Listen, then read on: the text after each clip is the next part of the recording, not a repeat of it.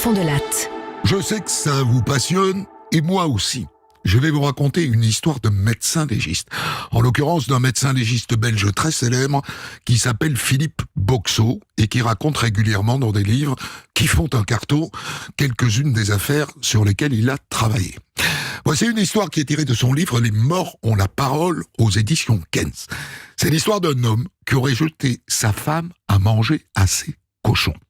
Débrief avec le docteur Boxeau, bien sûr. Histoire écrite avec Tugdual de Dieu le veut, réalisation Boris Pachinski. Europe 1, Christophe Fond de Latte. Allô, docteur? Un fermier aurait jeté sa femme au cochon. Qu'est-ce qu'on fait? On a beau s'attendre à tout, être rodé par des années de métier, il y a des coups de fil qu'on n'oublie jamais. Et celui-là en fait partie.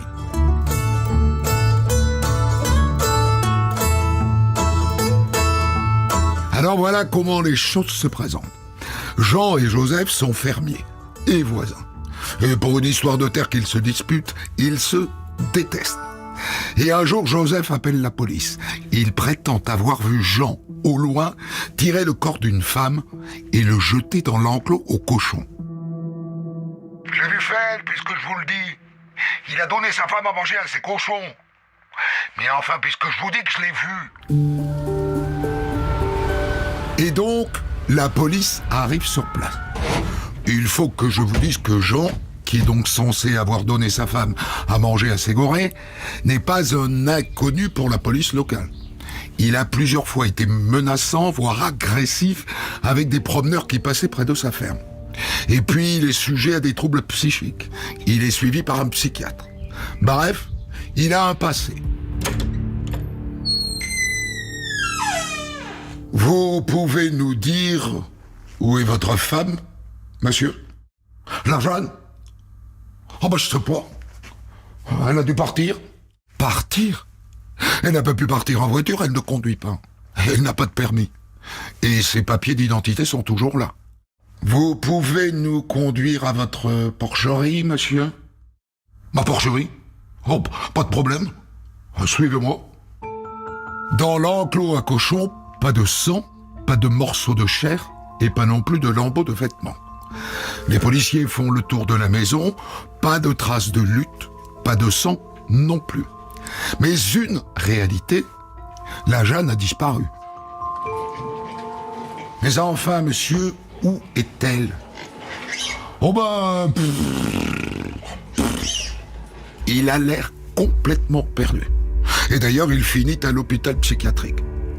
Et c'est donc là que le substitut du procureur m'appelle. Allô, docteur? Un fermier aurait jeté sa femme au cochon. Qu'est-ce qu'on fait? Eh bien, écoutez, je pense qu'il faudrait faire abattre le plus gros cochon, le plus vite possible. Si possible immédiatement pour stopper la digestion, de sorte que je puisse encore trouver quelque chose dans l'estomac qui me permettrait d'identifier au moins la personne, faute de pouvoir identifier la cause du décès. L'abattre, car on n'a plus le temps d'attendre le passage d'un vétérinaire pour endormir le cochon et lui faire un lavage gastrique pour récupérer le contenu de l'estomac. Et le plus gros cochon, parce que y a pas de mystère. Si t'es gros, c'est que tu bouffes. Sauf maladie, bien entendu. C'est donc chez le plus gros que j'ai le plus de chances de trouver des morceaux, et en plus grande quantité.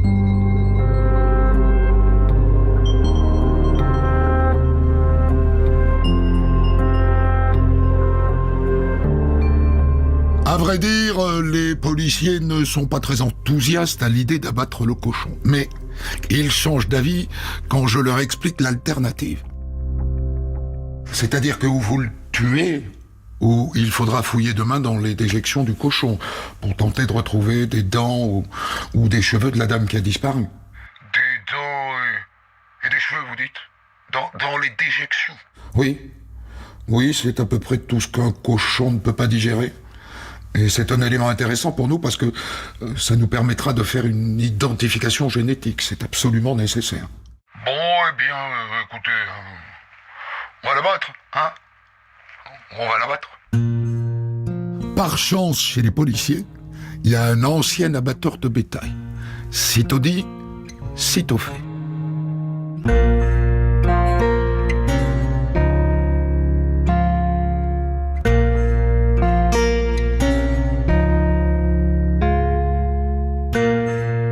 route pour la ferme, j'appelle Philippe Schutters.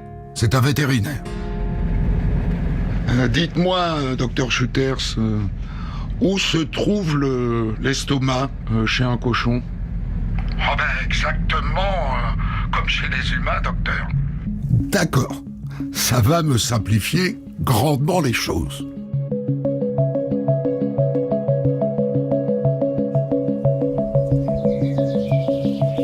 Arrivé sur place, il y a une certaine effervescence.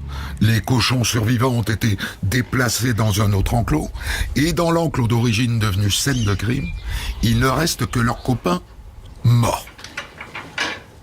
Bonjour docteur. Le labo vient de terminer les prélèvements dans l'enclos. C'est à vous de jouer. Et donc je m'y colle. J'ouvre l'estomac du cochon et j'y trouve de nombreux morceaux dont les plus gros font entre 3 et 5 cm3. Impossible de dire si ce sont des morceaux humains ou pas. J'en prélève donc pour les soumettre à l'analyse ADN. Quoi qu'il en soit, il n'y a pas beaucoup de morceaux, hein. Pas facile de dire si la victime éventuelle a été jetée morte ou vivante dans l'enclos. Ni même de quoi elle est morte, hein. Pendant ce temps-là, le labo inspecte toute la maison. Il ne trouve rien qui suggère qu'une femme a été tuée à l'intérieur. En attendant les résultats du labo, le mystère reste entier.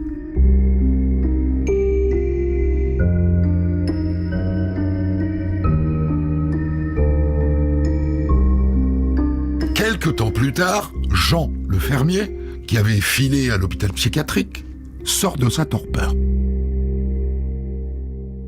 Ce qui s'est passé, c'est que j'ai trouvé ma jeune morte et que je l'ai jetée au cochon, je sais pas pourquoi. Et donc je suis requis par un juge d'instruction avec un psychiatre pour prendre connaissance du dossier médical de Jean et évaluer la crédibilité de ses dires. Quand il a été admis à l'hôpital, il était sujet à une bouffée délirante aiguë. C'est un trouble psychique majeur. Il en est sorti aujourd'hui, mais ça peut expliquer un comportement particulier dans les heures qui ont précédé. Autrement dit, il a très bien pu donner le corps de sa femme à manger au cochon. Pour vous dire la vérité, à ce stade, et dans l'attente des résultats des analyses ADN, personne ne croit vraiment à ce scénario. Ni les policiers, ni le procureur. Quelques jours plus tard, le labo ADN rend son rapport. Les morceaux que vous avez prélevés dans l'estomac du cochon sont bien des morceaux de corps de la fermière disparue, prénommée Jeanne. Sauf qu'en raison des problèmes psychiatriques du monsieur, l'affaire s'arrête là. Je ne peux pas dire quelle est la cause du décès de Jeanne, ni si elle était vivante ou morte quand Jean l'a jetée au cochon. C'est frustrant, car finalement, à part prouver que le corps de Jeanne a bel et bien été mangé par des cochons, rien de concluant n'est sorti de mon expertise. Et moi, ça me laisse un goût amer, parce que la médecine légale, au bout de ses capacités, n'a pas été en mesure d'apporter des réponses aux questions qui se posaient et qui se posent toujours.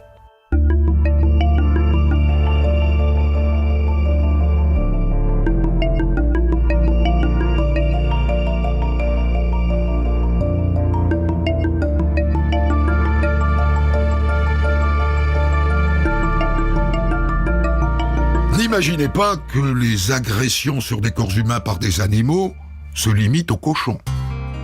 Bien d'autres animaux sont également en lice, comme les sangliers, les chiens, les chats et les rats, pour ne citer que les plus courants. Les sangliers s'attaquent au corps surtout quand ils sont morts, délaissés, dans un bois. En général, on retrouve le squelette éparpillé façon puzzle sur une large zone. Ce qui démontre qu'ils emportent des morceaux détachés du corps pour les manger à l'aise, à l'écart, sans doute loin des autres. Certaines races de chiens aussi ne sont pas en reste. Et d'ailleurs, voici une petite histoire de chien. Un homme décède en faisant son jardin, tandis que ses 2 chiens, des Doberman, l'accompagnent. Après plusieurs heures d'absence, sa femme part à sa recherche. Elle le trouve inanimé à côté du potager. Elle appelle les secours. Il est mort. Il est mort et il n'a plus de main. Ce qui me vaut un appel du procureur.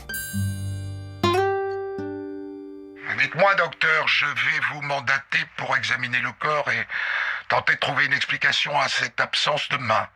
À l'examen, j'arrive à la conclusion que cette double amputation a eu lieu post-mortem. La seule explication, monsieur le procureur, est que les chiens ont dévoré les mains de leur maître après sa mort. Alors, le procureur fait venir un vétérinaire. Chez certaines races de chiens, c'est une manière de tenter de réveiller leur maître. Et les chats aussi s'attaquent au cadavre en mâchonnant les zones cartilagineuses comme les oreilles et le nez. Mais ils ne font jamais plus de dégâts et se laissent mourir de faim plutôt que de manger de l'humain.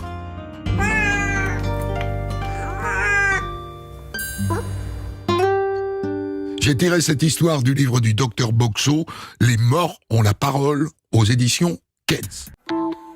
Pour commenter son histoire du jour, Christophe Ondelat reçoit un invité, acteur direct de son récit. Je vous ai raconté une histoire tirée des aventures professionnelles du docteur Philippe Boxeau, qui est un médecin légiste en Belgique. Histoire tirée de son livre Les morts ont la parole, aux éditions Kens. Et c'est avec lui, bien sûr, que je la débriefe. Si j'ai bien compris, vous n'avez pas pu dire si elle était déjà morte quand il l'a jetée au cochon, comme le dit le fermier, ou si elle était vivante quand il l'a mis dans la porcherie. Mais il y a quand même eu une suite judiciaire. Vous le dites pas, ça, rassurez-moi. Là, il y a une suite judiciaire, oui. En fait, à partir du moment où le bonhomme a été reconnu comme étant dément, en accès de démence au moment où les faits ont été commis, d'office, il n'est plus condamnable.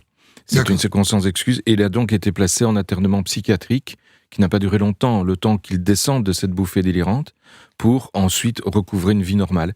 Mais dans la mesure où on a estimé qu'il n'était pas en état de conscience parfaite au moment où il trouve sa femme morte, voilà, c'est ce qu'il dit, c'est ce que les médecins ont conclu, il n'était pas condamnable. Alors, il y a une chose qui m'a beaucoup étonné. Pour examiner le contenu de l'estomac de ce cochon, intuitivement, moi j'aurais fait appel à un vétérinaire.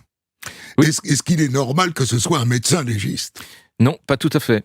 Mais le procureur m'a dit, mais t'es quand même bien capable d'ouvrir l'estomac d'un cochon, puisque c'est la seule chose qu'il y avait à faire. C'est l'incision, quoi. C'est l'incision. L'incision, les chercher dans l'estomac, c'est pas une autopsie du cochon. Il se serait agi de faire une autopsie du cochon, c'est clair, je suis pas compétent, et qu'il aurait fallu alors un vétérinaire légiste, ça existe. J'étais surpris d'apprendre que le cochon qui se nourrit de glands, nous dit-on, enfin, entre autres, est carnivore. Il est omnivore, il mange de tout.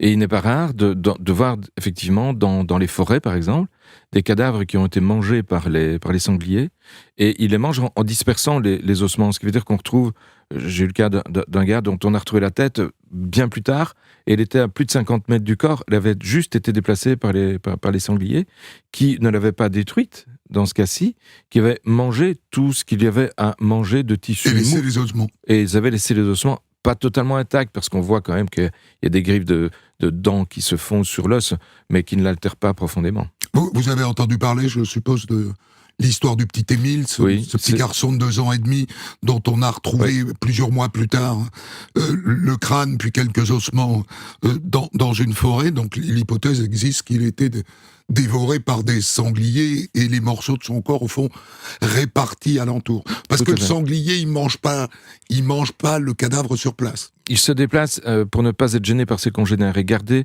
ce qu'il a acquis pour lui. Jusqu'à combien de temps est-ce qu'on peut retrouver des restes identifiables dans l'estomac d'un cochon ? Mais ça va très vite, en fait. C'est pour ça que je l'ai fait abattre. C'est parce qu'une fois que vous le faites abattre, vous n'avez plus de sécrétion d'acide chlorhydrique dans l'estomac. C'est ce que l'estomac sécrète chez l'humain, comme chez le mammifère. Et ça dissout, ça ? Ça dissout très très bien, très très vite, et il faut en grosso modo 2 heures pour qu'un estomac soit vide. Donc il fallait aller vite pour être sûr de trouver encore des morceaux, non pas nécessairement identifiables, mais sur lesquels on pouvait encore travailler. Est-ce que vous n'avez pas peur que ça inspire des criminels. Eh bien non, parce que ça existe dans d'autres films. Et dans des films, je pense à Rambo, le dernier des Rambo, vous voyez une scène comme ça où quelqu'un de vivant est en train de se faire bouffer par un cochon. Dans un autre film qui s'appelle Hannibal, vous voyez aussi que l'on jette un corps au cochon, de la même manière que dans le précédent film. Donc c'est quelque chose qui est déjà largement répandu, largement connu. Mais j'ai raconté Oui, tout à fait. des histoires comme ça. Ouais. Ça marche pas toujours. Ça marche pas Des toujours. fois, il reste un petit morceau, il reste un vêtement, il reste... Tout à fait. Donc ça marche pas toujours, mais quand ça marche, eh bien, il s'agit d'arriver vite pour pouvoir encore tirer des conclusions.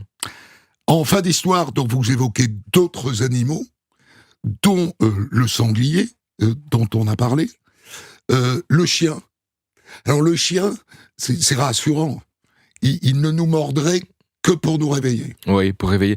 Et aussi à cause, disent les vétérinaires, d'une angoisse par rapport à cette odeur qu'un corps dégage, qui est l'odeur de mort, par rapport au maître. Donc il serait dans une situation d'angoisse, sentant qu'il y a quelque chose qui se passe et qui ne va pas correctement par rapport à son maître, tenter de le réveiller. Le chat, ça j'étais surpris. Oui. Le chat peut dévorer les oreilles et le nez. Il s'attaque au cartilage. J'ai souvent constaté ça. Rarement autre chose. Chaque fois que je vois un chat qui a commencé à consommer, entre guillemets, parce qu'il ne consomme pas vraiment son maître, c'est des zones cartilagineuses comme le nez et les oreilles. Des zones un peu saillantes qu'il est facile de saisir dans sa petite bouche aussi. Il n'a pas une grande gueule qui lui permettrait d'attraper la mâchoire facilement. Donc il s'attaque à des structures qui lui sont accessibles. Le procureur de la République vous demande d'aller sur place. C'est systématique. Oui. Et on aime bien ça, que ce soit systématique. C'est systématique en Belgique. En Belgique, ça l'est, en France aussi. Ça s'appelle en France, nous on parle de descente, eux ils parlent de levée de corps en France. Mais c'est la même chose, on va voir sur place. Et c'est très important d'aller voir sur place. Il faut s'imprégner de l'ambiance, s'imprégner des lieux, et peut-être même remarquer dans l'environnement des choses qu'on n'aurait pas remarquées si on n'y était pas allé, forcément. Donc, systématiquement, on se déplace sur les lieux. Oui. Il n'y a jamais de cadavre qui vous arrive dans une housse en plastique que vous n'avez pas vu in situ. Ça peut se faire. Ça, c'est la décision du procureur.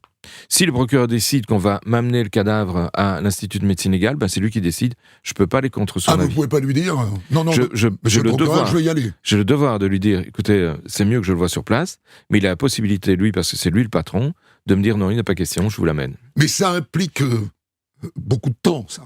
Ah oui, énormément. Aller sur place. Je ne sais pas comment c'est en Belgique, en France. Maintenant, la médecine légale se fait au stade régional. Donc le type, il est à Strasbourg. S'il faut qu'il aille au fin fond de la Lorraine, il en a pour 2 heures de route. Chez nous aussi, puisque la médecine légale, chez nous, elle n'est pas régionale, mais elle est plutôt provinciale. C'est par province. Et donc je couvre la province de Liège et de Luxembourg. Et le diamètre de la province fait quelque chose comme 150 km. Et vous y allez seul ? Oui. Jamais avec quelqu'un. Parfois avec des stagiaires en médecine, stagiaires en criminologie, qui nous accompagnent pour découvrir le métier. L'autopsie, vous n'êtes pas seul.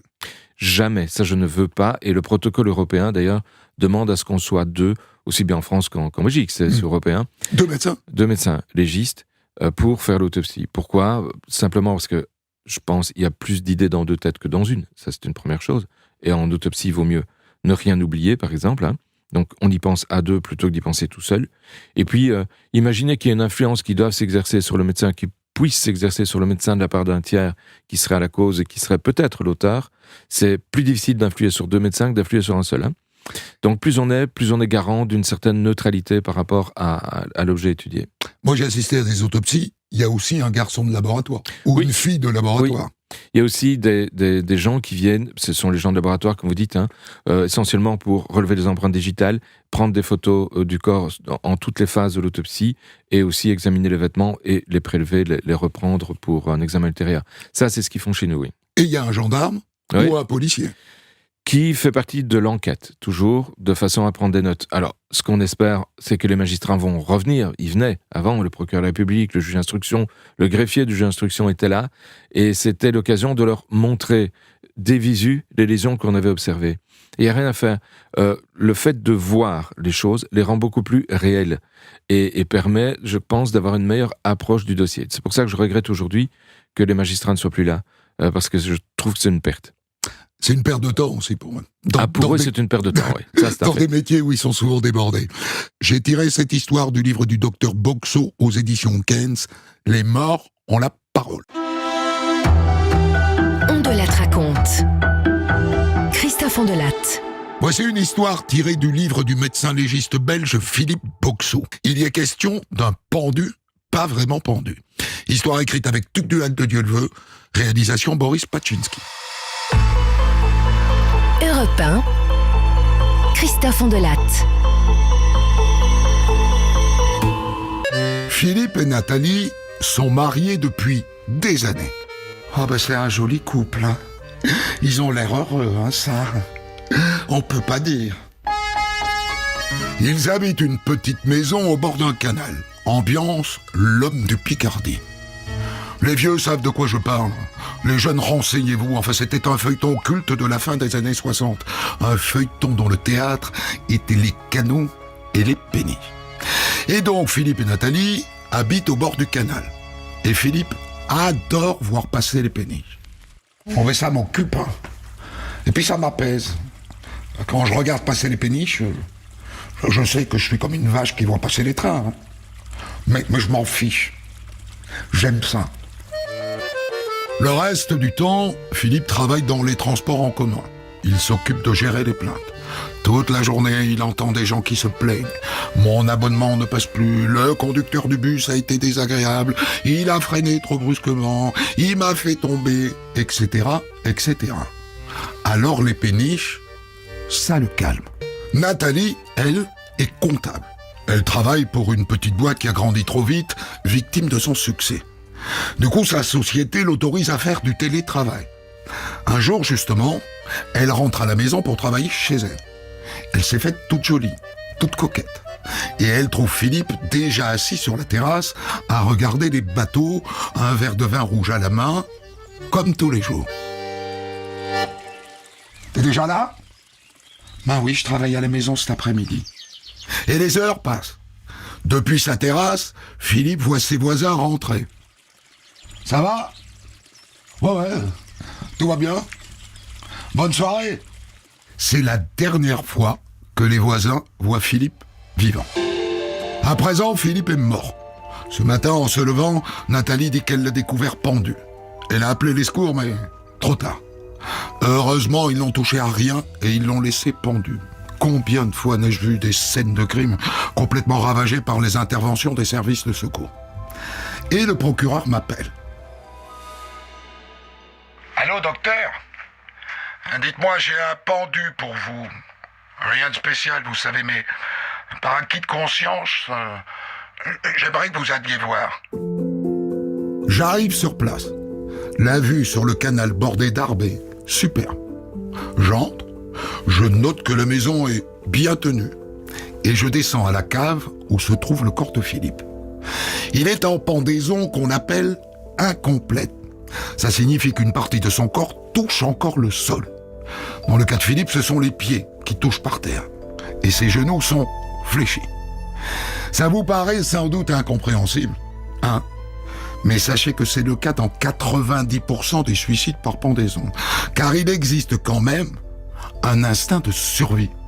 Quand on se sent partir, on appuie sur ses jambes et on pense qu'on est sauvé. C'est vrai, mais pas tout à fait. Quand le cerveau est privé d'oxygène à cause de l'arrêt circulatoire provoqué par la pression de la corde à hauteur du cou, et donc des artères carotides qui amènent le sang depuis la aorte vers le cerveau, les zones cérébrales s'arrêtent progressivement de fonctionner. La personne reste consciente, mais elle n'est plus capable de bouger. Le retour en arrière n'est plus possible.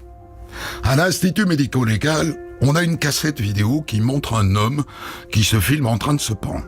Une pendaison dite érotique, un fantasme qui associe plaisir sexuel et pendaison.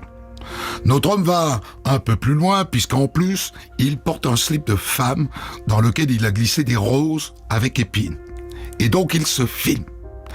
Dans la caravane au fond du jardin où il se livrait à ce fantasme, on a trouvé de nombreuses cassettes vidéo qui le montrent dans des scènes similaires de pendaison érotique. Mais cette fois-ci, il s'est raté et il s'est pendu. Je vous explique comment il a fait. Il a placé sa corde entre le fauteuil sur lequel il était assis et la cloison de la caravane. et il s'est progressivement laissé glisser pour augmenter la pression de la corde au niveau du cou. Et puis à un moment donné, on voit sur la cassette vidéo son regard qui panique. Il est allé trop loin. Il ne peut plus bouger. Et il meurt. On le voit sur la cassette. En pendaison incomplète. Et c'est donc ainsi que je découvre Philippe. Je commence par examiner son corps et puis je le déshabille. C'est toujours plus simple quand la personne est pendue plutôt que sur le sol. Je ne vois rien de suspect. On a une cyanose, on a des pétéchis, tous les signes de l'asphyxie. La cyanose, c'est une coloration bleutée du visage et du haut du thorax, témoin d'un excès de CO2 dans le sang, ce qui arrive quand on est privé d'oxygène. Et les pétéchis, ce sont de petits points rouges qui apparaissent essentiellement à hauteur des yeux et qui témoignent d'une augmentation de la pression veineuse qui fait péter toutes les petites veines. Les pétéchis apparaissent aussi chez des vivants, dans des efforts de vomissement par exemple, ou quand on pousse parce qu'on est constipé. Ça n'est donc pas un signe typique de la pendaison. Et puis je le dépends et je le couche au sol. C'est le moment périlleux. Il faut le retenir pour éviter une chute qui ferait apparaître d'autres lésions. Et c'est pas facile.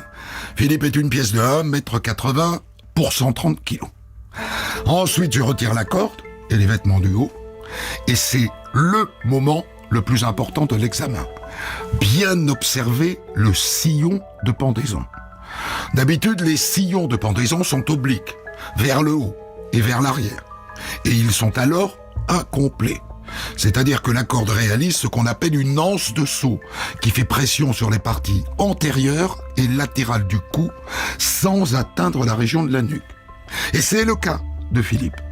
Et toutes ces lésions remontent au moment où il était encore vivant. Première conclusion donc, Philippe était vivant au moment de la pendaison. Mais il y a un problème. Le sillon est bien plus large que la corde sur le côté du cou. On dirait que la corde a glissé de bas en haut lors de la pendaison. J'ai jamais vu ça en pendaison incomplète quand les pieds touchent encore le sol. J'ai vu ça, mais en pendaison complète, quand les pieds touchent pas le sol. Or lui, ses pieds touchaient le sol. Donc il y a un problème. Et là, je lève la tête. Et je remarque que la corde est passée par-dessus un tuyau de chauffage qui est recouvert de plâtre et d'amiante. Et que ce plâtre a disparu sur une bonne profondeur. Il n'a pas été comprimé, comme on le voit souvent, mais arraché. Il y a des traces de ce plâtre sur la corde. Ce qui semble indiquer que Philippe a été attaché par le cou à la corde, qui a ensuite été passé par-dessus le tuyau, et qu'ensuite on l'a hissé en pendaison incomplète. Autrement dit, il ne s'est pas pendu. On l'a pendu. Et c'est pour ça que le sillon est si large sur le côté du cou. C'est dû au frottement de la corde qui a glissé sur le cou au moment où on a hissé Philippe. Donc c'est un meurtre. Et vu les circonstances, il n'y a pas d'autre suspect que sa femme, Nathalie. Je suis d'accord avec vous, docteur, mais vous observerez que sa femme pèse 60 kilos et que lui en pesait 110. Eh bien, monsieur le procureur, c'est qu'on a dû l'aider, qu'est-ce que vous voulez que je vous dise ? En attendant l'arrivée des troupes, j'examine le nœud. Quand on coupe une corde pour dépendre une victime, on le fait toujours à distance du nœud pour pouvoir le conserver.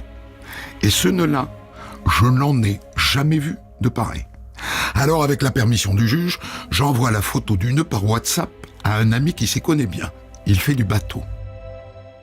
Ah ben c'est un nœud qui est utilisé en batellerie, ça. Sur les péniches, autrement dit.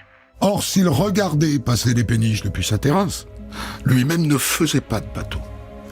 Qui, donc, a fait ce nœud ?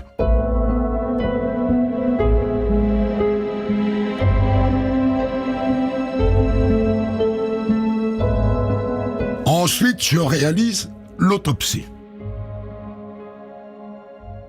Ça se confirme, hein. Il était bien vivant quand il a été pendu. Et j'ajoute qu'il venait de manger. Le bol alimentaire est toujours dans l'estomac et assez peu digéré. Je pense que je pourrais vous donner tout le menu sans me tromper. Très intéressant, merci docteur. À part ça, est-ce qu'on a des signes de violence sur le corps? Est-ce qu'on a essayé de l'assommer, par exemple? Non, aucun signe de violence. Il n'a pas été assommé avant d'être pendu.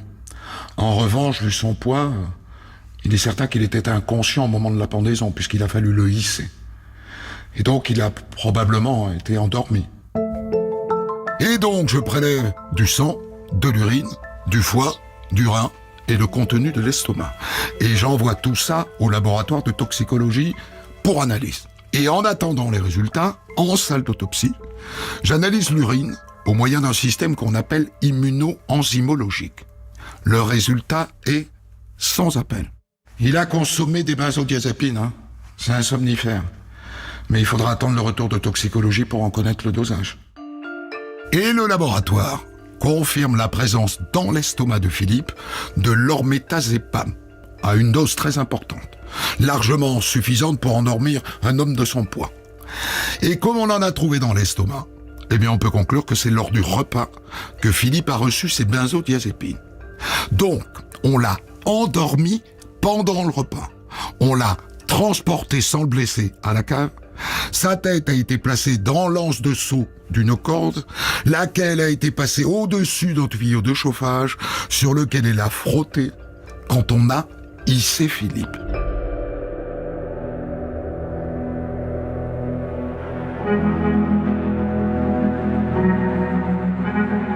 L'enquête ne tarde pas à montrer que la femme de Philippe, Nathalie, avait un amant, un pénichier. C'est lui qui l'a aidé à se débarrasser de son mari. Et le mobile? Classique, banal. Le cul et les écus, comme on dit chez nous. Autrement dit, le sexe et l'argent. Et on latte. Elle est pas mal, cette expression, non? C'est quand même mieux que ton expression habituelle, l'argent et le cul. Là, c'est plus classieux, non? Le cul et les écus. Je suis d'accord. L'expression me plaît bien. Je la resservirai. Pour terminer, vous noterez que sans l'intervention du docteur Boxo, cet assassinat passait complètement à la trappe. Pour commenter son histoire du jour, Christophe Ondelat reçoit un invité, acteur direct de son récit. Je vous ai raconté une histoire tirée des aventures professionnelles du docteur Philippe Boxo, qui est un médecin légiste en Belgique. Histoire tirée de son livre « Les morts ont la parole » aux éditions Kens. Et c'est avec lui, bien sûr, que je la débriefe. Alors je pense que tous les gens qui ont écouté cette histoire ont été très surpris d'apprendre que 90% des pendaisons, dites-vous, sont incomplètes.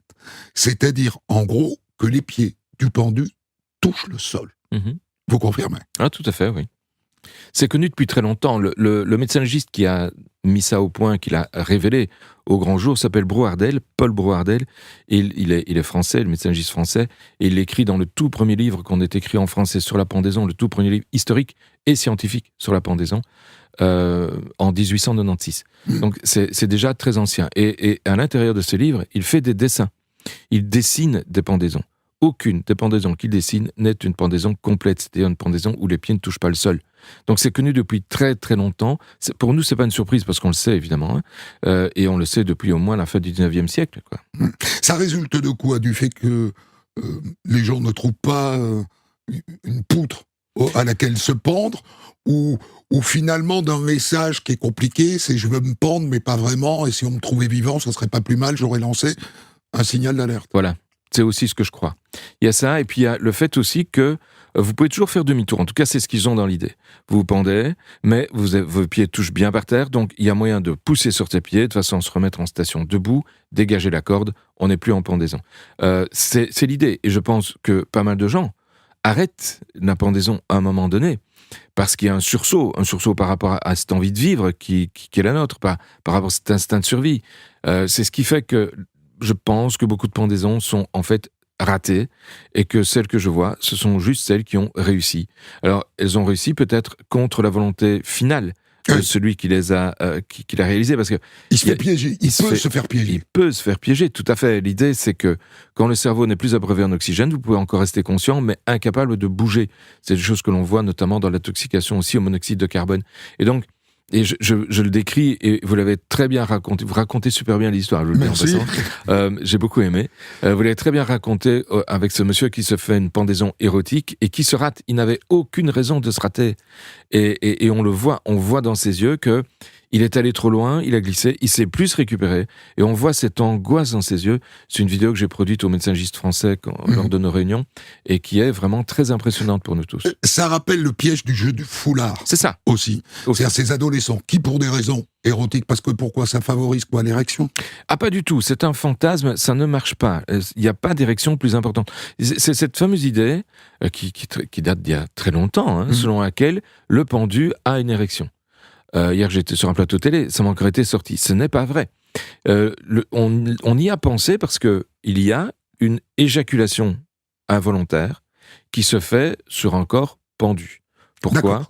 Parce qu'il est pendu, justement, il est en position verticale, et que, selon la loi de la gravité, quand les vésicules séminales, celles qui contiennent le sperme, se vident, eh bien, elles se vident naturellement vers l'extérieur. Alors que sur un cadavre qui est couché, elles vont se vider, mais le sperme va rester à l'intérieur des voies urinaires. Il ne pourra pas sortir parce qu'il n'y a pas cette gravité qui lui permet de s'exprimer à l'extérieur. Et donc, on en a déduit qu'on bandait une dernière fois. Mais ce n'est pas vrai du tout. C'est pas vrai du tout. C'est un phénomène physiologique, mais qui n'a rien à voir avec l'érection. Mais alors, qu'apporte dans ces pendaisons érotiques et dans le jeu du foulard le fait de serrer le cou comme ça pour arriver à quelque chose qui est proche de l'étouffement, et puis on arrête. Ça apporte quoi ? Alors, dans le cas du jeu du foulard, ça apporte une espèce d'expérience. Je vais mourir, mais je ne meurs pas. D'accord. Il y a de l'érotisme là-dedans. Il peut y en avoir. Il peut y en avoir. Tandis que dans la pendaison érotique, il y a vraiment de l'érotisme. Il y a le fantasme. Il y a à Londres un club de pendus, donc de gens dont le fantasme c'est ça, et qui ont une pratique sexuelle liée à la pendaison. Ça existe. Mamma mia. Alors, ce qui m'a surpris, une fois de plus, c'est que c'est vous, médecin légiste, qui faites la constatation que le plâtre au niveau du tuyau de chauffage a été arraché au lieu d'être compressé. Ce qui suppose donc qu'on a fait passer la corde et qu'on a tiré dessus. C'est votre boulot, ça dépasse pas vos compétences ? Non. En fait, le boulot du médecin légiste, c'est d'observer la scène de crime, et de vérifier aussi s'il n'y a rien d'étrange. C'est pour ça que j'aime bien aller sur place, c'est pour ça qu'il faut aller sur place. Sinon, c'est un pendu banal. Il y a effectivement une petite trace là qui est un peu inquiétante, un ripage de la corde dans le cou qui n'est pas classique chez les pendaisons incomplets, comme vous l'avez très bien raconté, mais c'est pas suffisant pour fonder une conviction. Et donc quand je vois cette trace de ripage, je me pose des questions et je vais vérifier la corde. Alors, mais à ce moment-là, vous appelez un mec du labo, parce que, quelque part, c'est une constatation aussi de laboratoire de police scientifique, ça. Je le constate, et puis je préviens le procureur qui, lui, désigne le labo vient, et lui, effectivement, va faire des constatations avec... il est assermenté, je le suis aussi, donc je peux faire cette constatation, mais lui est policier, il va prendre des photos, il va faire le prélèvement sur la corde, on va analyser le plâtre pour vérifier que c'est bien le même que celui, on le sait, enfin, il faut quand même porter la preuve, le même que celui du tuyau. Donc, il y a à ce moment-là tout un arsenal qui se met en branle, qui n'est pas présent quand je démarre. Parce que quand je démarre, l'idée du procureur du roi, dans ce cas-ci, on a beaucoup de pendus. L'idée du procureur du roi, dans ce cas-ci, c'est de dire, écoute, Philippe, va un peu voir, c'est un pendu classique, quoi, mais allez, par acquis de conscience, va voir. Donc, il déclenche pas tout l'arsenal parce qu'il se dit, c'est banal. Mais cette histoire de plâtre figure dans votre rapport d'autopsie. Oui. Comme une observation que vous avez faite, mais qui est un peu au-delà. Examen des lieux.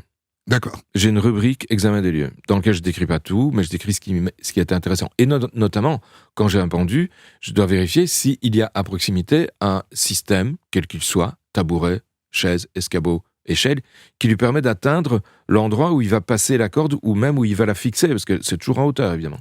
Donc c'est un élément qui doit faire partie de mon examen. Il faut que je puisse vérifier qu'il a été capable d'atteindre les niveaux où passe la corde. Vous racontez l'autopsie. On peut vraiment savoir ce qu'a mangé le mort au moment de l'autopsie ? Oui, je l'ai même découvert. Un monsieur est mort très rapidement après avoir mangé, c'était le repas du soir. Oui. C'était a priori un infarctus. On l'a enterré. On l'a déterré 6 mois plus tard. Oui. 6 mois plus tard, dans l'estomac. Je peux encore décrire tout ce qu'il avait mangé. On voit quoi? On voit Le steak haché? Oui, on voit les aliments. Mastiqués, bien sûr, hein, Oui. et en partie digérés parce que l'acide gastrique a agi, mais on voit les aliments et ils sont encore, pour certains, totalement identifiables. Des morceaux de carottes, vous allez les retrouver. Des petits pois, vous allez les retrouver. Des morceaux de steak, vous allez le voir. Pour les patates et les frites, c'est un peu plus difficile, mais sinon, ces éléments-là, vous les avez. Parce que moi j'ai fait une autopsie avec le médecin légiste français, le docteur Sapanet, Ouais, Michel Sapanet. de Poitiers. Lui, il prétend qu'avec une cuillère, il le met sous le nez et il sent ce qu'a mangé la personne. Il a raison. Ouais. Il a raison, mais c'est dégoûtant, donc si je peux identifier à la vue, je préfère. Alors j'adore évidemment, parce que les gens qui ont l'habitude de mes histoires disent que je dis souvent que les deux moteurs du crime, c'est l'argent et le cul, si on écarte évidemment la maladie psychiatrique, Bien sûr. qui est l'un des moteurs. Mais sinon c'est l'argent ou le cul, et vous dites le cul et les écus. Où est-ce que vous avez trouvé ça? C'est une expression qui date, vous savez. J'étais tout gosse et je regardais la télévision avec mes parents et il y a un bonhomme qu'on avait arrêté, il s'appelait Dédé d'Anvers, c'était un proxénète. Et à la télévision, il a lâché « Ah, vous savez, ce qui fait tourner le monde, c'est le cul et les écus. » Et j'ai retenu. Ouais. Et ça, je l'ai réentendu, ça a été dans la bouche d'autres encore après, mais le premier chez qui je l'ai entendu, c'est lui. Et je l'ai mis dans mon bouquin, parce que je l'ai cité d'ailleurs, j'ai dit que c'était de Dédé d'Anvers, parce que j'ai adoré cette expression. J'étais tout gosse et je l'ai toujours retenu. Le cul et les écus, si vous m'autorisez, je le reprendrai aussi. Je vous la donne avec plaisir. Vous me la donnez, cette expression de Dédé d'Anvers. J'ai tiré cette histoire du livre du docteur Boxo aux éditions Keynes. Les morts ont la parole. On de Latte raconte. Christophe Ondelatte. Je vais vous raconter une histoire tirée de l'un des livres du médecin légiste belge Philippe Boxo. Je la débrieferai avec lui dans un autre podcast. Cette histoire est tirée de son livre aux éditions Keynes, Les morts ont la parole, l'histoire d'une jeune fille qui tue son père et qui finalement ne l'a pas tué. Histoire écrite avec l'aide de Tugdual de Dieu le veut, réalisation Boris Pachinski. Europe 1. Christophe Ondelatte. Les homosexuels, des dégénérés, qui accomplissent des actes contre nature. La preuve que c'est pas naturel, c'est qu'il y en a pas chez les animaux. Faut les soigner, ces malades. C'est pervers. Je vous présente Philippe, homophobe jusqu'au bout des ongles. Philippe est le papa d'une jolie jeune fille de 20 ans qui se prénomme Marie. Il est séparé de sa femme. Marie habite une semaine chez sa mère et une semaine chez lui. Et Marie, eh bien, il ne l'a jamais vue avec un garçon. On dirait qu'elle fait tout pour les éloigner et les décourager. Et pour cause, elle préfère les filles. Et ça se confirme quand elle tombe amoureuse d'Amélie. Papa, viens. Ça va? Je te présente une amie. Elle s'appelle Amélie. Bonjour, monsieur. Bonjour, mademoiselle. Je m'inquiète toujours quand ma fille me ramène une fille à la maison. D'autant qu'elle me ramène jamais de garçon. Mais toi, on voit bien que t'es pas une gouine. Hein? Tant mieux. Sauf qu'avec le temps, elles ne se quittent plus. Elles sont vraiment amoureuses. Et ça se voit. Et Philippe finit par s'en rendre compte. Ça ne lui plaît pas du tout. Et un jour, une violente dispute éclate. Et Philippe frappe sa fille et Amélie. Marie se dit, il est en train de ruiner ma vie.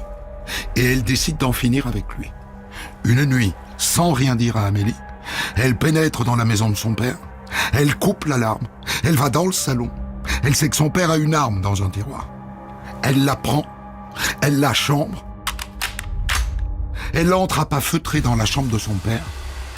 Et elle vide le chargeur en direction de son père. 13 coups de feu. Ensuite, elle dépose l'arme vide sur le lit. Et elle s'enfuit.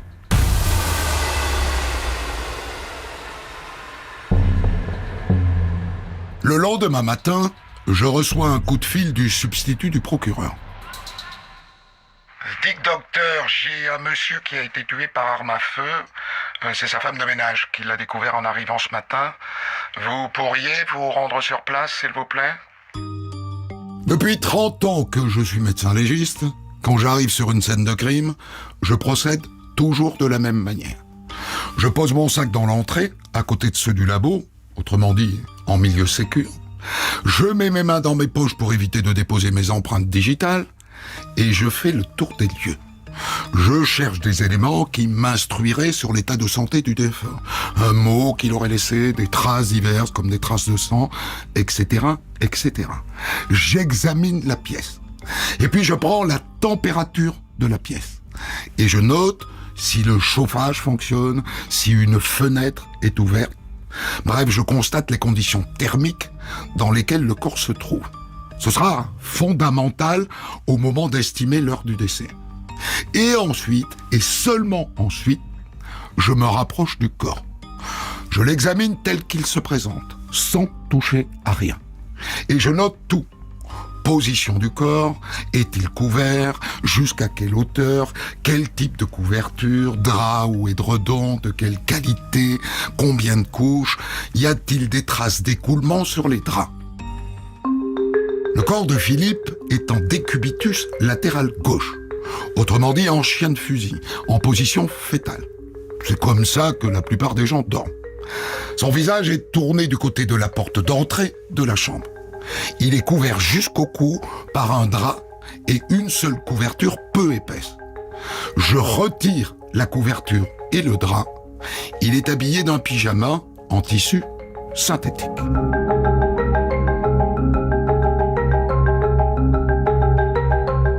Là-dessus, la juge d'instruction arrive. Alors, docteur, t'en penses quoi? Ce que j'en pense?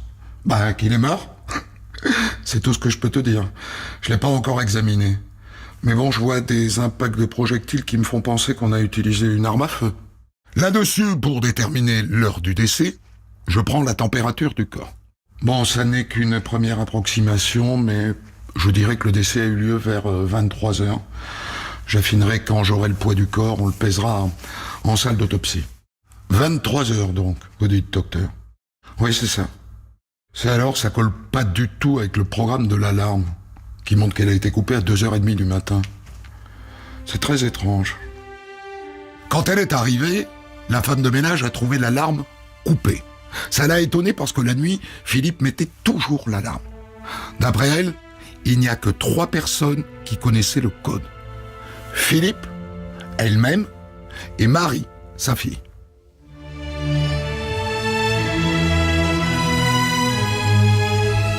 Une autopsie se déroule toujours de manière complète et systématique. Tout le corps de Philippe sera autopsié, même si on voit bien qu'une balle a traversé le crâne. Certains aimeraient, au nom d'un prétendu respect du corps, que je m'en tienne au crâne. Non, le droit pénal exige un niveau de certitude très élevé. Alors, premier constat. Marie a bien appris de son père. Toutes les balles ont touché le corps, certaines l'ont même traversé. Même à courte distance, sacré performant. Et dès l'examen des entrées et des sorties des balles dans le dos, je vois qu'il y a un problème. Toutes ont un aspect post-mortem. Pour dire les choses clairement, elles semblent datées d'après la mort de la personne. Parce qu'il y a très peu de sang qui a coulé de ses plaies. Je vous explique. Après la mort, il n'y a plus de sang, ni dans les artères, ni dans les capillaires. Il n'y en a plus que dans les veines. Pour être clair, si on découpe la peau d'un mort, le sang ne coule pas, parce que les capillaires sont vides. Et là, soyons clairs, il n'y a pas assez de sang autour des plaies de Philippe pour croire qu'il a été tué par balle. S'il vous plaît, vous m'aidez à le retourner? Quand j'ouvre la cage thoracique, je découvre qu'une balle a traversé le cœur de part en part. Mais là encore, peu de sang s'est écoulé. J'espère qu'en ouvrant la boîte crânienne, j'aurai la réponse à ce mystère. Je commence par retirer l'os crânien à la scie à plâtre. J'ouvre la turmère, cette enveloppe qui entoure le cerveau, et c'est là que je découvre une hémorragie sous-durale de très grande ampleur. Elle a été provoquée par une rupture d'anévrisme, de ce qu'on appelle le polygone de Willis. Le polygone de Willis, c'est le carrefour où se retrouvent tous les vaisseaux qui irriguent le cerveau. C'est là que se répartit le sang vers les différentes zones. La rupture d'anévrisme a entraîné une hémorragie. L'hémorragie a créé une hyperpression sur le cerveau. Et comme la boîte crânienne n'est pas extensible, le cerveau s'est engagé dans ce qu'on appelle le trou occipital. Mettez votre main à l'arrière du cou. C'est bon ? Vous sentez le trou entre le bas du crâne et la première vertèbre ? C'est ça, le trou occipital. Le cerveau en hyperpression à cause de l'hémorragie cérébrale est venu se comprimer sur le pourtour de ce trou. Des zones du cerveau ont été écrasées, le sang ne pouvait plus passer, les neurones sont mortes, la respiration et le cœur se sont arrêtés. Et Philippe est mort. Vu la position dans laquelle on l'a retrouvé dans son lit, eh bien ça s'est passé pendant qu'il dormait. Il n'a pas senti ce qui lui arrivait. Et ça explique l'écart horaire entre le moment du décès, que j'ai évalué vers 23h, et l'arrêt de l'alarme vers 2h30. Quand Marie a tiré sur son père, il était déjà mort depuis plus de 3 heures. Et s'il était mort, eh ben elle l'a pas tué. Ça n'est pas un meurtre. On ne peut pas la poursuivre pour ça. Elle a eu beaucoup de chance. Espérons qu'elle saura en profiter. Pour commenter son histoire du jour, Christophe Ondelat reçoit un invité, acteur direct de son récit. Je vous ai raconté une histoire tirée des aventures professionnelles du docteur Philippe Boxeau, médecin légiste en Belgique. Et c'est avec vous, docteur Boxeau, que je vais débriefer cette histoire, qui est donc tirée de votre livre « Les morts ont la parole » aux éditions Keynes, et qui est l'histoire de cette jeune fille qui pense avoir tué son père et qui, en fait, était déjà mort d'une hémorragie provoquée par une rupture d'anévrisme. C'est typiquement le genre d'affaire dans laquelle on aurait pu passer à côté de la vérité. On aurait pu passer à côté de la vérité si on ne l'avait pas autopsié. Ceci dit, beaucoup de gens sont choqués par le fait que, alors que cette jeune fille avait une arme qu'elle a correctement tirée, qu'elle voulait tuer son père, et qu'elle était vraiment dans un processus d'assassinat, parce que c'est un assassinat, s'il avait été vivant, ça aurait été un assassinat, qu'elle n'ait rien subi, donc elle n'ait pas été punie. Mais notre code pénal ne le permet pas. Ne le permet pas, que ce soit en France ou en Belgique, de toute façon on a quasiment le même. Il vient de Napoléon, 1811 pour le code pénal. Eh bien, cette idée, c'est que il y a un élément matériel et une infraction. L'élément matériel, c'est qu'il faut que la personne soit vivante pour pouvoir la tuer. Sinon, on ne peut pas la tuer, elle est déjà morte. Voilà, donc elle n'a pas été punie. Vous dites ça, et vous le dites bien, parce que, en gros, je me mets à la place de la famille des victimes. Les gens disent, est-il nécessaire de démembrer le cadavre de mon fils, de ma fille, qui est déjà mort, de mon père, de ma mère? Vous entendez évidemment que c'est légitime, ça. La demande est légitime. Mais si je mourais et que on passe à côté du fait que l'on m'ait tué, post-mortem, imaginons que je puisse encore y réfléchir, je n'en serais pas heureux. Et je crois que d'autopsier est le dernier service que l'on peut rendre à un mort, c'est d'aller vraiment à la recherche de la cause de décès. C'est pour le mort, mais c'est aussi pour la famille. Il faut que la famille le comprenne. Il n'y a rien de pire que d'enterrer un corps sans savoir vraiment de quoi il est mort. Et avec un doute, avec encore une suspicion. N'imaginez pas le nombre de gens qui m'écrivent en me disant je suis sûr que mon conjoint n'est pas mort de suicide parce que c'est pas possible. Il a jamais voulu se suicider dans sa vie, donc il s'est passé quelque chose qu'on n'a pas détecté et on me refuse l'autopsie. Nous, ce que nous faisons, c'est de permettre à tous ces gens d'avoir tous leurs apaisements quant à la cause de décès. Oui, mais naturellement, l'être humain est fondé à penser que ce qui est important, c'est que le corps soit intègre. Alors aujourd'hui, bon, avec le fait que on réduise les corps en cendres, la question ne se pose pas de la même manière. Enfin, la grande idée du mort, c'est de le mettre dans son cercueil en entier, de l'enterrer en entier, et de venir le voir, comme pour lui parler. Alors c'est vrai, mais vous devez savoir que le corps ne va de toute façon pas rester intact. Il va pourrir, c'est ce qu'on appelle la putréfaction. Il va putréfier. Et de toute façon, à partir d'un certain temps, ce corps, il ne sera plus qu'à l'état de squelette. Donc, le respect que l'on doit avoir envers le corps, c'est de le traiter de façon tout à fait correcte. Et quand je l'autopsie, c'est ce que je fais. J'ai jamais rigolé d'un cadavre et j'ai interdit que ça se fasse. Et on le recoue ensuite de façon à le rendre, ad integrum, pour qu'il puisse être visible éventuellement par la famille si elle veut le voir. Mais le respect du corps, ce n'est pas de ne pas y toucher. Le respect du corps, c'est de le traiter avec respect d'une part et d'autre part de déterminer sa cause de décès. Je pense que ce qui choque le plus les gens, en l'occurrence, c'est l'ouverture de la calotte crânienne. C'est-à-dire que d'aller avec cette scie, qui est une scie à plâtre, en fait, qui est une petite molette qu'on fait tourner autour du crâne, décaloter le crâne pour en extraire le cerveau. Tout est dans le crâne, tout est dans le cerveau pour les gens. C'est extrêmement violent à encaisser. C'est vrai. Le bruit que vous entendez, que vous avez mis sur le... C'est le bruit d'une scie à plâtre. Eh ben, c'est le bruit exact. Hein. Ouais. C'est le bruit exact. Et c'est vrai qu'ouvrir la boîte crânienne, c'est toucher vraiment à l'intimité, là. On est sur l'organe qui a fait en sorte que cette personne a pu fonctionner, réfléchir, penser, être, exister, sa philosophie, sa religion, sa façon de penser et d'exister. Tout était là-dedans, il n'y a plus rien. Il est mort. Et ce que l'on sait, dont on est certain, notamment avec la cryothérapie, la cryogénie plutôt, le fait de mettre les corps dans des cases froides, congelées pour les ressusciter, entre guillemets, plus tard, ce dont on est certain, c'est que les cerveaux sont grillés. Et qu'il faudra mettre d'autres cerveaux à la place. Donc ce n'est plus la même personne. Et d'ailleurs, quand on parle de greffe de cerveau, on ne parle plus aujourd'hui de greffe de cerveau, on parle de greffe de corps. C'est donc bien la preuve que c'est le cerveau qui est, comme vous le dites très bien, la source de la personnalité, la source de la personne. C'est vrai que c'est là que c'est le plus comment dire, touchant. Et quand on fait des autopsies, quand il y a quelqu'un qui n'est pas habitué à l'autopsie, qui est un stagiaire par exemple, c'est le moment où on ouvre la boîte crânienne qui est le moment le plus dur à subir pour lui, et on a parfois en salle d'autopsie des pertes de connaissances. Pour l'avoir vu moi-même, voilà. je dis que c'est le moment le plus difficile, et après c'est le plus intéressant, parce que s'il y a bien quelque chose qui ne ressemble pas à l'idée qu'on s'en fait, c'est bien le cerveau. Tout à fait. Le cerveau est un bloc extrêmement dense. C'est un seul bloc. Ça part pas dans tous les sens. On le retire de manière intégrale, d'un coup. Oui. Sans le séparer du cervelet, d'ailleurs. Oui. On va couper en dessous de la jonction entre les cervelets et la moelle épinière. C'est là qu'on coupe. Donc, on prend le bloc cerveau-cervelet en une seule pièce. Et effectivement, comme vous dites. Et alors, quand vous l'avez en main, c'est un organe qui n'est pas lourd. Hein. Il fait maximum 2 kilos. Et vous constatez sa fragilité. C'est extraordinaire. Il ne faut pas pousser, il faut le manipuler avec beaucoup de précautions, parce que pousser dessus, comme quand vous appuyez sur le bouton pour appeler l'ascenseur, vous le traversez de part en part. Oui. Donc le cerveau est vraiment une structure hyper, hyper fragile. Alors il y a une deuxième chose que tout le monde a appris, moi le premier, c'est que après la mort, le sang se rétracte dans le corps. Et donc il quitte la surface du corps pour se concentrer dans les veines.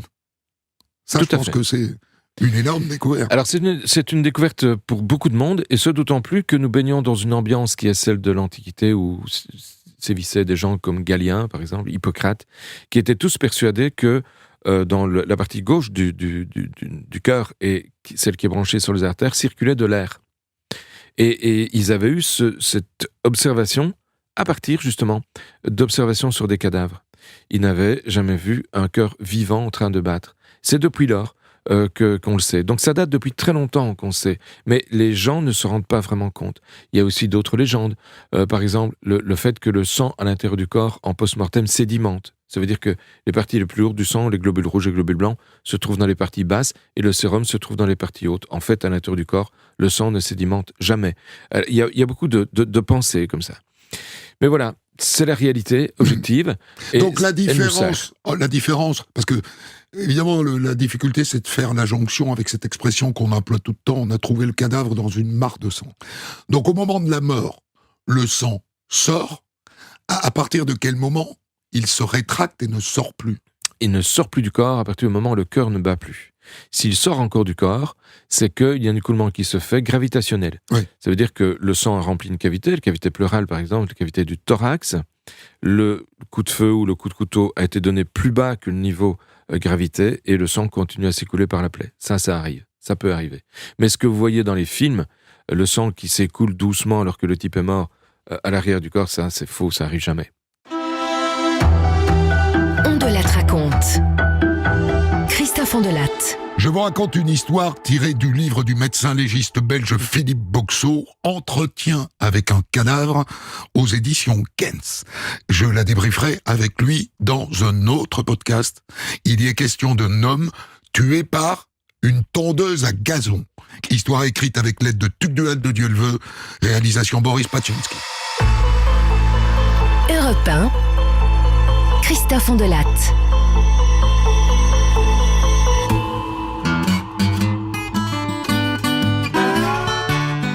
Il est 14h, on est en été, il fait beau.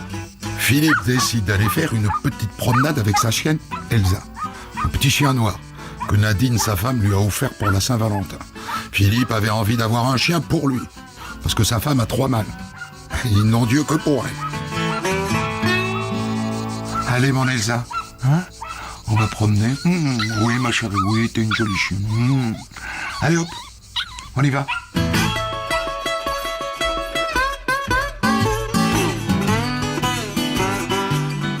Ce jour-là, Nadine rentre tard. Il est 17h.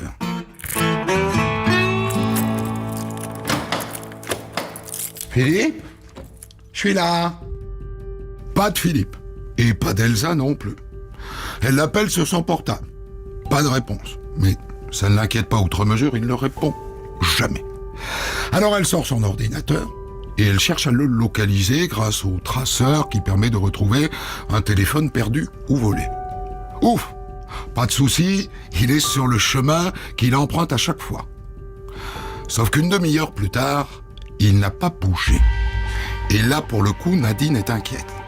Alors elle attrape ses 3 clébards et elle part à sa rencontre. Elle fait 100 mètres. Et là arrive Elsa, seule et sans laisse.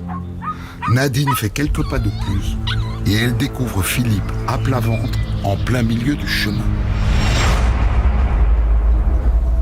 Philippe, Philippe, tu m'entends? Philippe. Et là, elle veut prendre son pouls au niveau de la carotide. Elle plonge sa main vers son cou et elle la ressort couverte de sang. Philippe a une plaie béante au niveau du cou. Et il est mort. Allô, docteur? Le procureur à l'appareil. Dites-moi, j'ai un meurtre sur les bras. Vous pourriez vous rendre sur les lieux, s'il vous plaît?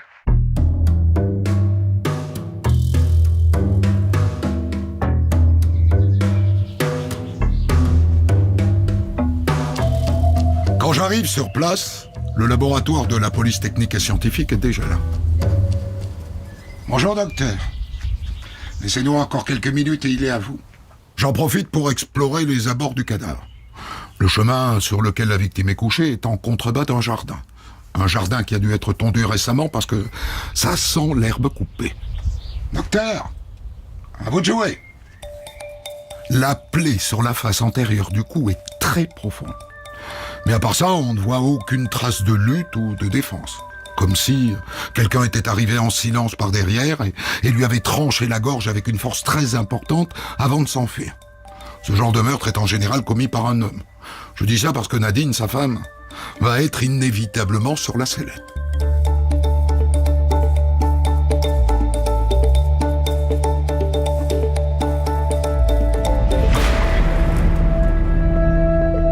L'autopsie commence par un nouvel examen extérieur. Et puis scalpel en main, corps couché sur le ventre, je réalise une incision qui part de la nuque jusqu'à la pointe des fesses et que je poursuis sur les 2 jambes jusqu'au talon. Et je fais la même chose sur les épaules. Et après, avec mon scalpel, je décolle la peau pour voir les masses musculaires. Je cherche des lésions profondes qui n'étaient pas visibles à la surface du corps. Et il n'y en a pas. Et après, je recouds tout ça. Ça prend souvent beaucoup plus de temps que l'examen lui-même. Mais par respect pour le défunt et pour ses proches, nous nous devons de restituer le corps tel que nous l'avons reçu. Ensuite, j'ouvre au scalpel la peau du crâne, d'une oreille à l'autre, pour visualiser la boîte crânienne et vérifier si Philippe n'a pas reçu un coup qui aurait produit un hématome profond, voire une fracture de la voûte crânienne. Ça n'est pas le cas. Et après, eh bien, j'ouvre le crâne. Et je découvre le cerveau. Je cherche une hémorragie ou la moindre trace de traumatisme. Et ensuite, j'extrais le cerveau pour visualiser la base du crâne et une éventuelle fracture à cet endroit qui passerait nécessairement, vu sa localisation, inaperçue à l'examen extérieur. Rien de particulier. Alors je passe à la prochaine étape. Avec mon scalpel, je fais une incision qui va du menton jusqu'au pubis et d'une épaule à l'autre, ce qui fait une sorte de croix. Et me voilà face à la cage thoracique et à l'abdomen. L'abdomen, ce que vous appelez le ventre, est facile d'accès puisqu'il n'est recouvert que par des muscles. En revanche, pour accéder au contenu du thorax, il faut retirer le sternum en coupant à la pince les côtes qui s'y amarrent.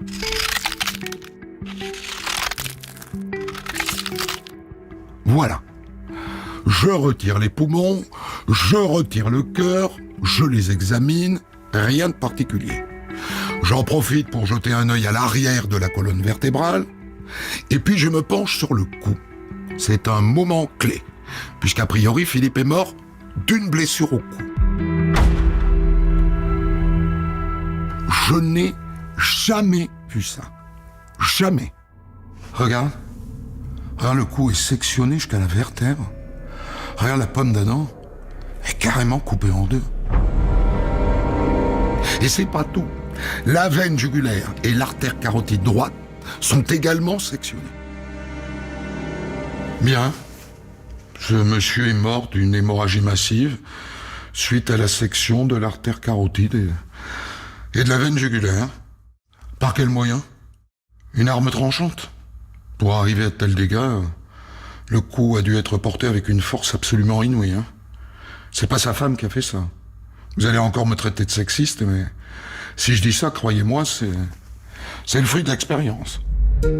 Oui, il y a des différences très nettes dans la manière de tuer selon que l'auteur est un homme ou une femme. Cela dit, ces différences ne sont que statistiques. Un cas isolé n'est pas une statistique. Mais bon, pour moi, ça n'est pas Nadine, sa femme, qui a pu porter ce coup. Et d'ailleurs, elle sera vite mise hors de cause. Voilà, fin de l'autopsie. Tous les organes sont remis en place et le corps refermé par des points de suture.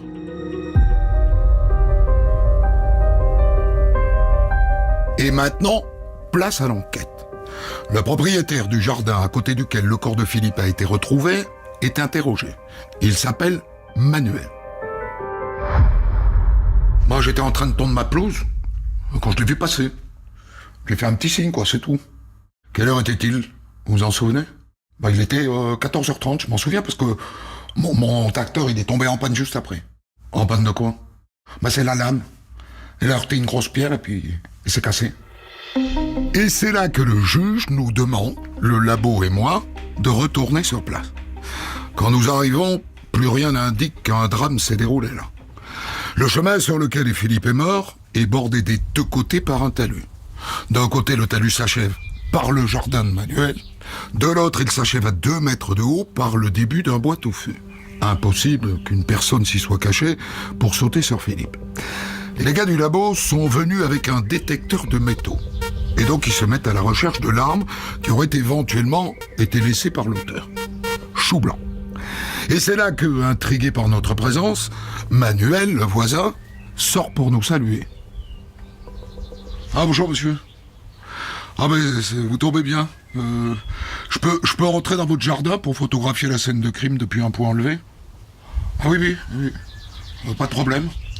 Et pendant qu'ils prennent les photos, moi je parle avec Manuel de son tracteur tondeuse qui est tombé en panne. C'est bien dommage qu'il soit tombé en panne parce que je venais de le faire la révision. J'ai changé la bougie, rechargé la batterie, j'ai aiguisé les lames.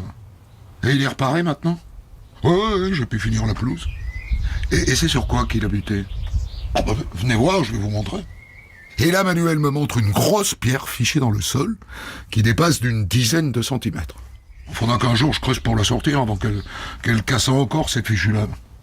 Ah bon? La lame s'est cassée? Non, maintenant elle est plus cassée, mais j'en ai mis une nouvelle. Il manquait un morceau. Et à ce moment-là, me vient une idée complètement folle. Au point où on en est. Dites-moi, monsieur, vous pensez qu'il a encore la lame cassée, votre réparateur, ou vous l'avez reprise vous-même? Oh non, c'est lui qui l'a. Et nous voilà partis chez le réparateur qui est à 400 mètres de là. Sur place, je téléphone au juge qui ne comprend pas très bien où je veux en venir et je fais saisir la lame.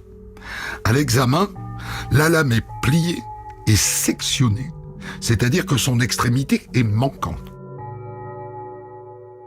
Dites-moi, monsieur, vous auriez une lame intacte, que je puisse mesurer la taille du morceau qui manque? Je note que le morceau manquant est recourbé à son extrémité, qu'il mesure à peu près 12 cm de long et qu'il est pourvu d'un bord tranchant, surtout s'il est aiguisé. Ce qui est le cas, puisque le tracteur de Manuel sortait de l'entretien. Et donc nous retournons sur place à la recherche du morceau manquant de la lame du tracteur. Arrivé sur place, je me mets là où Philippe a été retrouvé. Un membre du labo se met à l'endroit de la pierre qui sort du sol et un troisième, armé de son détecteur de métaux, se met dans l'axe pour chercher en hauteur, dans le talus, la lame du tracteur. Et il la trouve. La veille donc, au moment où Philippe passait avec son chien, Manuel était en train de tondre sa pelouse. Ils se sont salués. Puis Manuel a été distrait par son tracteur qui venait de buter contre une grosse pierre, ce qui l'a empêché de continuer à tondre. Au même moment, sans que Manuel s'en aperçoive, la lame brisée du tracteur a été éjectée à très grande vitesse au ras de la pelouse, au-delà du chemin creux, et en passant, elle a atteint Philippe au cou par son bord tranchant. Elle lui a sectionné le cartilage thyroïde, la veine jugulaire et l'artère carotide droite, causant une hypovolémie massive et rapidement mortelle. C'est l'un des cas les plus dingues que j'ai connus. On était parti pour un homicide pur et dur, et on se retrouve avec un accident peu banal. Pour commenter son histoire du jour, Christophe Ondelatte reçoit un invité, acteur direct de son récit. Je vous ai raconté une histoire tirée des aventures professionnelles du docteur Philippe Boxeau, qui est un médecin légiste en Belgique. Et c'est avec vous, docteur Boxeau, que je vais la débriefer. C'est une histoire qui est tirée de votre livre « Entretien avec un cadavre » aux éditions Kens, qui est donc l'histoire de cet homme qui meurt mystérieusement en promenant son chien et qui en fait a été tué par un morceau de la lame de la tondeuse à gazon du voisin. Là encore, j'avoue que j'ai été très très surpris de voir que vous retournez sur place, alors que le cadavre n'est plus là, et que donc on peut imaginer qu'il n'y a plus de place pour un médecin légiste. Il n'y a même plus, dites-vous, de traces de quoi que ce soit sur ce chemin, et vous y retournez avec des gens du laboratoire de police scientifique. Ça arrive régulièrement qu'on le fasse. L'œil du médecin légiste n'est pas l'œil du labo. Et dans la mesure où j'ai fait l'autopsie du cadavre, je connais les tailles, je connais le poids, je connais tout le corps de celui que j'ai autopsié forcément. Et donc c'est plus facile pour moi de le remettre en situation que pour le labo qui a pris les photos, qui a été bien au courant de tout ce qui se passait, mais qui n'est pas médecin. Donc je trouve que, et c'est le magistrat qui a eu cette idée-là, ça n'arrive pas tous les jours. Oui, quand même. Ouais, non, mais c'était tellement particulier que c'est lui qui a eu l'idée de dire, allez, Doc, va voir, moi je comprends rien à cette histoire. Pourquoi ? Parce que le chemin était assez long. Et on imaginait mal un auteur arriver même en courant par derrière sans faire de bruit, en manière telle que la victime ne se retourne pas. On n'imaginait pas non plus qu'il puisse dévaler la pente du petit bois parce qu'elle n'était guère accessible. Et en plus, on n'avait pas de traces non plus là-bas. Donc, il fallait trouver une solution. Et vu notre perplexité à tous dans ce dossier-là, il faut dire aussi que la plaie était un peu particulière. C'est pas une belle plaie de coup de couteau comme on en voit, vous savez, avec des bords bien nets, etc., comme vous en avez peut-être déjà vu. C'est une plaie qui était plutôt déchirée. On avait l'impression qu'il y avait quelque chose qui était passé par là, mais avec une certaine violence, et qui avait explosé toute cette région du cou. Donc, vu la perplexité de tout le monde, le procureur du roi chez nous, de la République chez vous, a préféré m'envoyer avec. Et c'était parti, et voilà, c'est comme ça que je m'y suis retrouvé. Et ce qui est encore plus étonnant, c'est que c'est vous qui discutez avec le voisin, ouais. C'est à vous qu'il montre cette pierre qui dépasse, c'est avec lui que vous parlez de mécanique, et c'est avec lui que vous allez chez le réparateur qui a changé sa lame. Il n'est pas venu avec nous. Mais, il n'est pas venu. Non, mais moi je suis... Mais vous y allez. Ah oui, moi j'y vais. En fait, il y aurait un chien avec un chapeau, je parle avec. Ça, il faut savoir. J'adore parler, voilà. Je suis un grand bavard. Donc, je me retrouve face à un bonhomme qui, comme moi, n'a rien à faire d'autre que d'observer ce que le robot est en train de faire. Et j'ai le même robot tondeuse que lui. C'est pas un robot, c'est un tracteur tondeuse. J'ai le même tracteur tondeuse que lui. Exactement le même. Et moi, je suis nul avec mon tracteur tondeuse, il tombe tout le temps en panne. Donc, j'avais un parce C'est que une conversation de je m'en sers propriétaire mal. de tondeuse. Voilà, exactement. Et je papote avec le gars. Et il me dit, et votre tracteur, oui, il tombe souvent en panne. Je lui fais, parce que moi, chaque fois que je tonce, tous les samedis, c'est une catastrophe, je dois appeler mon réparateur. Parce que je suis vraiment nul dans la manière de le gérer. Et il m'explique, non, mais voilà, il a buté contre la pierre, etc. Bah, montrez-moi un peu la pierre. Moi, j'ai eu le même coup, mais ma lame a cassé, mais il n'y a pas eu de projection. Lui, sa lame a cassé, le tracteur était soulevé à cause de la pierre, et la lame est partie dans l'axe de rotation. Mais en vérité, vous avez déjà une intuition sur Non, le pas rôle du de tout. la tondeuse? Non, j'en ai pas. C'est vraiment quand il m'a parlé de ce tracteur que ça fait tilt. Et le labo n'avait pas d'intuition non plus, les gars du labo qui étaient avec moi. Et si je n'avais pas été intrigué par ce tracteur qui est le même que le mien, j'avoue qu'il y a des chances qu'on n'aurait pas trouvé. Alors, sur cette affaire qui, en plus, est un accident, mais Ouais. ça, on le sait pas au début, vous allez une première fois sur place. Mhm. Vous réalisez une autopsie. Ça dure 4-5 heures, une autopsie? 2h30, 3h. 2h30, Ça dépend 3 des heures. lésions. Ici, c'est une lésion simple, donc 2h30, 3h. Vous y retournez Ouais. sur place. C'est tout près de chez vous ou c'est très Oh, c'est loin? pas très loin. Bon, c'est c'est pas à très- vingtaine de kilomètres. Au total, cette affaire vous prend combien de temps? Oh là là, bonne dizaine d'heures, 10 à 12 heures, oui. Ouais. Combien d'autopsies par semaine, alors?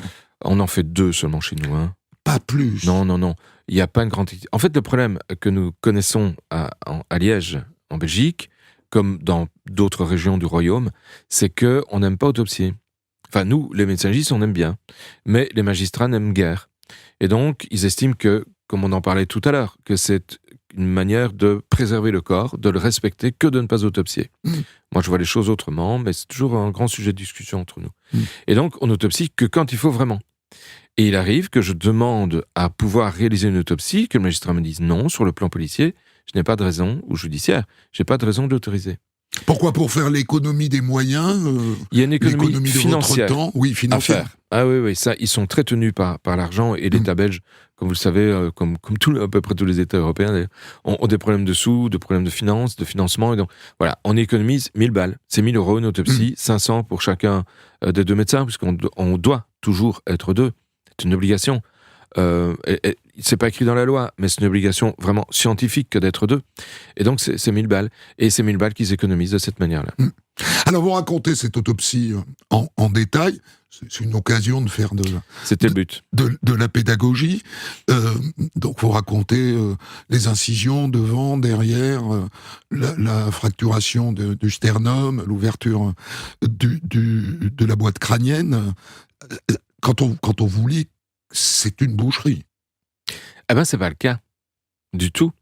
C'est pas une boucherie, vous en avez déjà vu, donc Oui. vous connaissez. Ça gicle pas, c'est ça Ah que je veux non, dire, non, oui. ça gicle pas du tout. Et on fait ça proprement. Mais c'est vrai qu'on va observer tous les organes. Il s'agit de ne rien rater. C'est-à-dire que systématiquement, Oui. vous allez jusqu'à la colonne vertébrale. Oui. Par exemple, en ce qui concerne Toujours. le corps. Toujours. Systématiquement. Oui. Vous enlevez. Et on remet tout ensuite. Alors justement, vous remettez tout dans quel état? Est-ce que vous repositionnez tout à sa Alors, place? tous les organes doivent être ouverts. Et on garde un morceau. Et on garde, pas de tous, on garde ce qui est utile. Je vais garder un morceau de foie, un morceau de rein et le contenu de l'estomac, parce que ça, je vais l'envoyer en toxicologie. Pourquoi? Parce que le foie est une centrale de désintoxication, le rein une centrale d'excrétion, et l'estomac, s'il y a eu un poison, et que ce poison violent, j'en aurai encore dans l'estomac. Donc Et le cerveau aussi, un petit morceau. je prends jamais. Ah bon? Non. Et je n'ai jamais trouvé quelque chose qui se concentrait dans le cerveau que je ne pouvais pas découvrir ailleurs. D'accord. Donc je ne le fais pas. Ensuite, je remets les organes à leur place. Vraiment à leur place. Oui. On remet pas tout en vrac. Bah non, on a toujours la place qui est là, elle est libre. Autant l'occuper. Hein. En plus, c'est une place qui est conformée pour l'organe en question. Donc Mais c'est autant vous l'y qui mettre. faites ça ou c'est le garçon de laboratoire? J'ai pas de garçon de labo. D'amphithéâtre. J'ai pas de garçon de labo. D'accord. Donc c'est moi qui fais ça. Et c'est vous qui recousez. Et c'est moi qui recouds. Avec un goût, avec une mission esthétique ou pas du tout? Non, l'esthétisme, on ne le cherche pas nécessairement. On cherche à ce que ce soit propre et qu'on ne voit plus. Par exemple, vous savez, quand vous coupez la peau, vous avez plusieurs couches à la peau, et la couche inférieure, c'est 1 centimètre de profondeur maximum, c'est une couche de graisse. Oui, Et jaune. Oui, jaune, c'est ça. Et il arrive très souvent que des cellules adipeuses, qu'on appelle les adipocytes, donc la graisse, ressortent par la plaie qu'on a fait. Je les coupe, je les retire pour que ce soit propre, pour que ce soit Et présentable. visible par la famille. Alors vous dites quelque chose, et on va terminer là-dessus, de très mal pensant. Vous dites qu'il y a une différence majeure entre une femme et un homme qui tue. que ça se voit. Expliquez-nous ça. C'est une différence qui existe dans les articles scientifiques qui ont été publiés à cet égard, des articles de criminologie. Je suis aussi professeur en criminologie à l'Université de Liège et j'ai eu l'occasion de voir cette littérature qui décrit clairement que les hommes ont envers surtout envers les femmes d'ailleurs, une attitude qui est beaucoup plus violente que les femmes qui ont une attitude plus douce. Et c'est quelque chose que l'on voit aussi dans les mécanismes, non pas seulement de meurtre, mais également de suicide. L'homme va plus se pendre, la femme va plus se noyer. Il y a des différences, Et voilà, on constate que les femmes agissent de manière moins violente. Peut-être parce qu'elles ont moins de force que les hommes. Et donc, d'habitude, pas toujours, mais que par rapport à un homme qu'elles voudraient tuer, leur mari, en l'occurrence c'est plus souvent le cas, elles vont s'y prendre autrement, de façon plus douce, de façon plus discrète. Voilà. Ce qui vous amène à écrire dans les conclusions de votre rapport... J'émets l'hypothèse que ce crime, compte tenu de sa nature, ait été commis par une femme. Je ne le mets pas dans le rapport. Oui, c'est impensable. Non, oui, c'est totalement impensable. Vous le dites à l'oreille du procureur du roi. Je le dis à l'oreille du procureur du roi. Exactement, vous avez raison. Mais n'oublions jamais que c'est une statistique. Et une statistique, c'est sur une population. Chaque individu n'est pas une statistique. Donc chaque cas est différent, il faut le réfléchir de manière différente. Merci beaucoup. Merci Philippe de m'avoir invité. Boxeau, de m'avoir autorisé à adapter ces histoires tirées de 2 de vos livres qui s'appellent Les Morts ont la parole aux éditions Keynes et Entretien avec un cadavre chez le même éditeur.